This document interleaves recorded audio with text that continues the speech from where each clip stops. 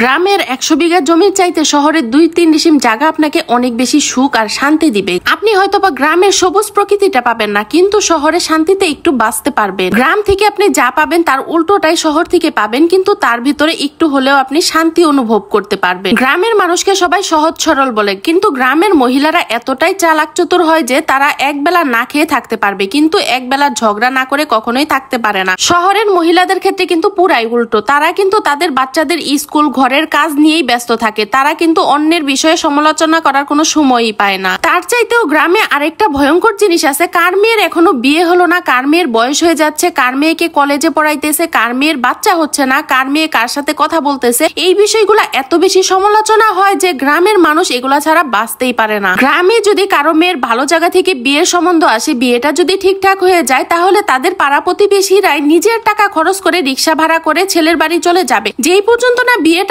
ভাঙতে পারবে সেই পর্যন্ত তাদের কিন্তু শান্তিও হয় না। গ্রামের মানুষের জায়গা জমি একটু বেশিই থাকে, তাদের বিঘায় বিঘায় জমি থাকে, যার জন্য ভাই বোনের সাথে জায়গা জমি নিয়ে শত্রুতাটাও একটু বেশি থাকে। সামান্য কিছুটা জায়গার জন্য ভাই ভাইকে খুন করে, ভাই ভাইয়ের মাথা ফাটিয়ে দেয়। সবকিছু আলাদা করার পরেও কিন্তু তারা থামে না, তারা কিন্তু শত্রুতে পরিণত হয়ে যায়। তারা যে একটা সময় একই মায়ের পেটের ভাই ছিল সেটাও কিন্তু তারা ভুলে যায়। একই পরিবারে 3-4 ভাই হয়ে থাকলে এরকম ঝামেলা একটু বেশি হয়ে থাকে। দেখা যায় এক ভাই মারা গেলে বাকি ভাইরা তার জানা যায় পর্যন্ত যায় না। অনেক সময় কিন্তু এমনটাও হয়ে থাকে, বাবা মা যদি তার সন্তানদের ঠিকঠাক মতো জায়গা জমি বুঝিয়ে না দিয়ে মারা যায়, অনেক সন্তানই হচ্ছে তাদের বাবা মায়ের লাশটা পর্যন্ত দাফন করতে দিতে চায় না। কার ছেলে মেয়ে পড়াশোনা বেশি করছে, কার ছেলে মেয়ে শহরে থাকছে, এটা নিয়ে অনেক বেশি সমালোচনা হয়ে থাকে। কার ছেলে এখনো বিয়ে করছে না, কার ছেলে ভালো জায়গায় বিয়ে করলো, এগুলা নিয়ে তো নিত্যই সমালোচনা হয়ে থাকে। বাকি রইলো বিকেলে গ্রামের চায়ের আড্ডার দোকানটা, সেখানে তো পুরোই গিবতখানা, জুয়ারখানা। সেইখানে আপনি এত ধরনের খবরই পাবেন, কার ঘরে কি হলো, কাকে নিয়ে কি করা হচ্ছে, সেই খবরটা হয়তোবা একজন সাংবাদিকও রাখে না। তারা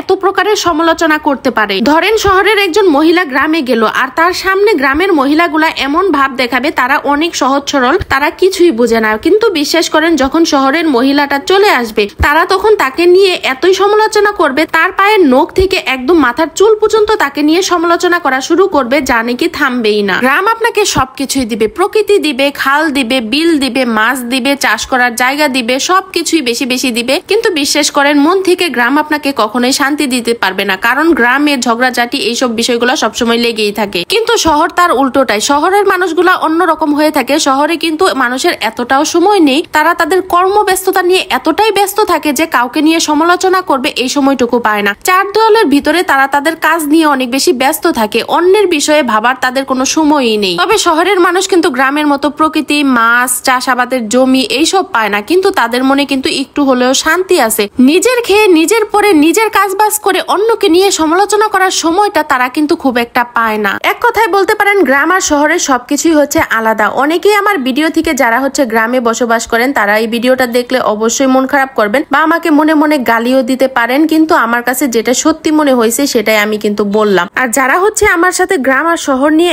একমত, তারা হচ্ছে অবশ্যই কমেন্ট করে জানাবেন। আর আজকে রান্না করছিলাম টাইগার মুরগির মাংস, সেই সাথে পোলাও আর হচ্ছে চিতই পিঠা। ভিডিওটা আপনাদের কাছে কেমন লাগলো অবশ্যই কমেন্ট করে জানাবেন, লাইক কমেন্ট শেয়ার করে দিবেন, পেজটাতে ফলো দিয়ে দিবেন। ইউটিউব চ্যানেল থেকে দেখে থাকলে চ্যানেলটা অবশ্যই সাবস্ক্রাইব করে দিবেন। আর আজকের মতো ভিডিওটা এখানেই শেষ করছি। আল্লাহ হাফেজ, ভালো থাকবেন সবাই।